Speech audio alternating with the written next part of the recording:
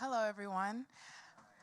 My name is Soleil, and the theme of my talk is sovereignty. Oops. Oh, whoops. Sorry. And sovereignty is what inspired my exhibit outside, which some of you have been to. I took your portrait there.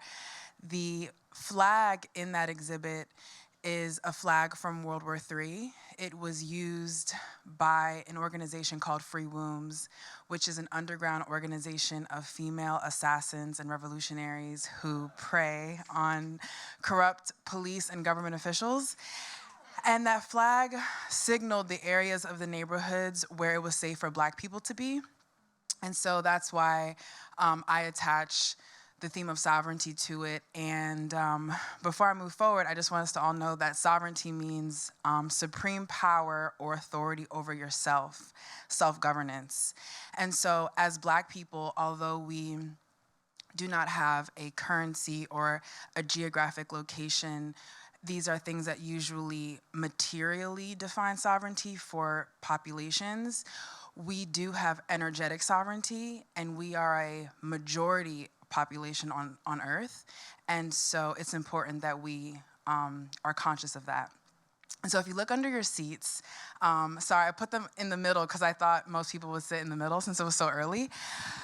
You have the 12 supreme laws of Free Wombz, and if you're not in the middle, you can feel free to grab one. As an artist, it's important to me that I leave people with tools. And so the 12 supreme laws of Free Wombz are a great way to cultivate sovereignty in your life. And so I'm going to walk through them. The first is use what you already have. And that just means don't let lack of resources be the reason why you don't pursue something. The second is new self-order. And it's a play on the concept of new world order. And it basically means that whatever change you want to see in your exterior life, it's really a change that you cultivate internally, inside yourself. The third law is capitalism kills. And what that means is it's more of a reminder, you know, we all gotta go get the money, we all need resources, but just remember, you don't wanna sip from the Kool-Aid a little too much because capitalism was built to destroy, and it was built to make you sacrifice your health and your love in order to excel materially, so you just wanna always remember that. The fourth is pro-riot, and that just means that, you know, sometimes it is time to fight and advocate for yourself, and don't be afraid to do that. The next law is control is a mirage, and that law is twofold. It means it's easy to think that you can really control something all the way to the end, but that really is an illusion, and you don't want to waste too much time trying to do that, and it's in your best interest to allow space for the unknown. The next law is disqualify from time, and that means if time is the constraint that is ruining your progress, extract yourself from it. Don't let it worry you so much, and just ignore it because it's a construct, and sometimes you just need to literally suspend yourself from it and focus on whatever it is you're trying to cultivate, and don't rush. The next is make space, and that law basically means when in doubt, let it go. You cannot expand and you cannot receive if there isn't space for that to occur. The next law is the answer is in the silence, and that means that you know, we live in a culture where a lot of people are always trying to figure it out and question and be in the pursuit, but sometimes the answer you receive when you're still and when you're silent. The next law is emotional weight loss.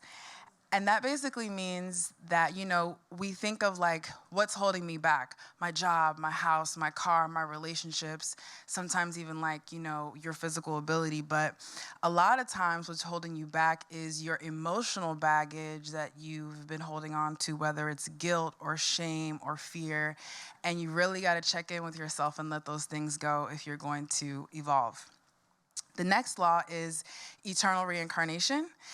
And this law means, you know, we're always evolving, we're always changing. Don't judge yourself while you're doing it. If you become a different person in a week, let it happen. Just, keep changing and don't be so hard on yourself. The next law is love over fear, which I actually have tattooed on me. And it basically means, I feel like it's obvious in love over fear, but I really like to drive home that it means it's the idea of walking into possibilities and potential that you're going to be met with love instead of the worst case scenario, and also making decisions from a place of self-love and not, fearing a certain outcome. And the last law is everything is one, and I also have that tattooed on me right here.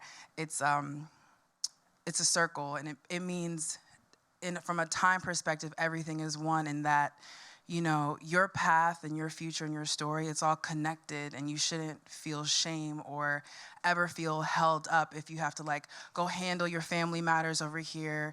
But you really want to be focusing on your art, or, I really want to be making money right now, but instead I have to take a pay cut in order to do this. But you have to remember that everything is one, and, your destiny is yours for the keeping. And as long as you remember that, you can remain faithful.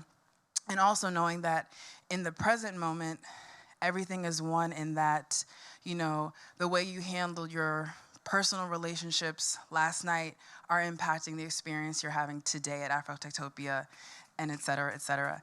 And so that is my offering to you today, and thank you.